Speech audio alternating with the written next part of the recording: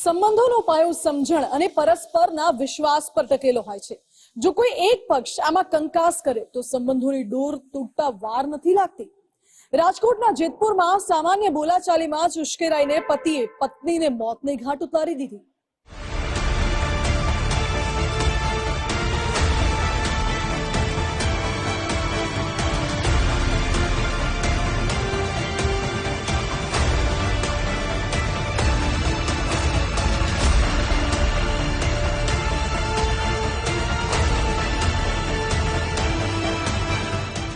ખુશખુશાલ અને આનંદિત પરિવારને પણ વારે ઘડીએ થતો ગૃહ કલેશ પળભરમાં બરબાદ કરી નાખે છે।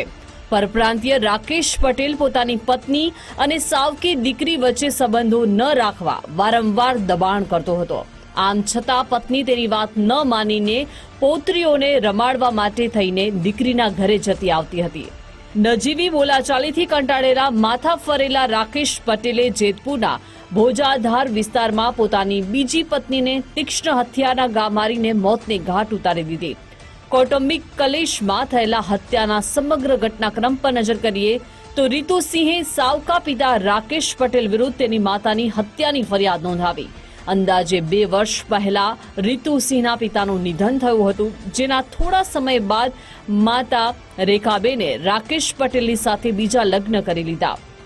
જો કે મૃતક દીકરી રીતુસિંહના ઘરે પૌત્રીઓને રમાડવા વારંવાર જતા આવતા હતા। પોતાની પત્ની અને સાવકી દીકરી વચ્ચેના સંબંધ હત્યારા રાકેશ પટેલને પસંદ ન હતા, જેથી હત્યારાએ અગાઉ પિતૃક રેખાબેનને તેની સગી દીકરી સાથે સંબંધ ન રાખવા સમજાવી હતી। જો કે ઝઘડાઓ વધતા હવે દીકરીને મળે તો મારી નાખવાની ચીમકી પણ ઉચ્ચારી હતી। મૃતક રેખાબેન દીકરીના ઘરે ગયાનું જાણીને હત્યારો પહોંચ્યો। ઘરની નજીક આવેલી દુકાન પર આરોપીએ ખિસ્સામાંથી કાતર કાઢીને રેખાબેનને ઉપરા છાપરી મારી દીધી। પેટ અને સાથળના ભાગે ઘા વાગતા જ વધુ પ્રમાણમાં લોહી વહી ગયું। રેખાબેનનું ઘટના સ્થળે જ મૃત્યુ થયું। આ સમયે માતાને બચાવવા વચ્ચે પડેલી દીકરી રીતુસિંહ પર પણ સાવકા પિતાએ કાતરોનો ઘા માર્યો। પેટ અને છાતીના ભાગે ઇજાગ્રસ્ત થયેલી દીકરીને હાલમાં જૂનાગઢ સિવિલ હોસ્પિટલમાં સારવાર હેઠળ દાખલ કરાઈ છે। આ ચકચારી હત્યા કેસમાં દીકરીની ફરિયાદના આધારે જેતપુર પોલીસે ત્વરિત કાર્યવાહી કરી ગણતરીના કલાકોમાં જ આરોપી રાકેશ પટેલની ધરપકડ કરીને આગળની કાયદેસરની કાર્યવાહી હાથ ધરી છે।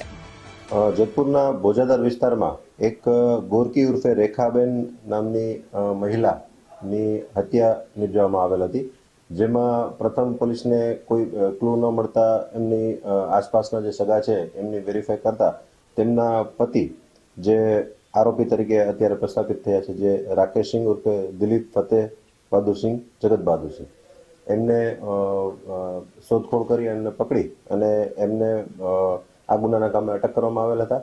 તેમની પૂછપરછ દરમિયાન જે આ મરણ જનાર છે તેમની દીકરી છે રીતુસિંહ, એ એમની પારકી દીકરી હતી અને આ મા દીકરીને સારું પડતું એટલે અવારનવાર એને મળવા જતી હતી, જે આરોપીને પસંદ ન હતું એ બાબતે બંને વચ્ચે રકઝક થતી હતી અને અંતમાં આણે એમને કાતર વડે હુમલો કરી અને આમનું મૃત્યુ નિપજાવી અને પછી ફરાર થઈ ગયેલો હતો।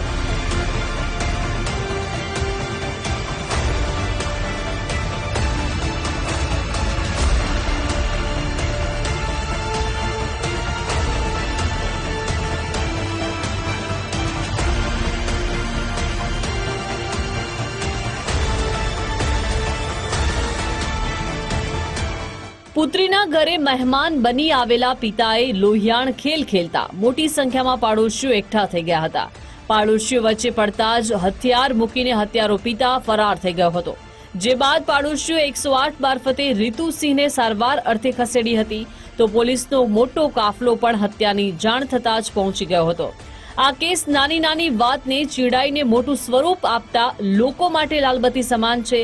ક્રોધમાં પત્નીનો જીવ ગયો, હત્યારો પતિ પોલીસના હાથે ઝડપાઈને જેલમાં પહોંચી ગયો, જેથી દીકરીએ તો એક ઝાટકે માતા અને પિતા બંને ગુમાવવાનો વારો આવ્યો છે।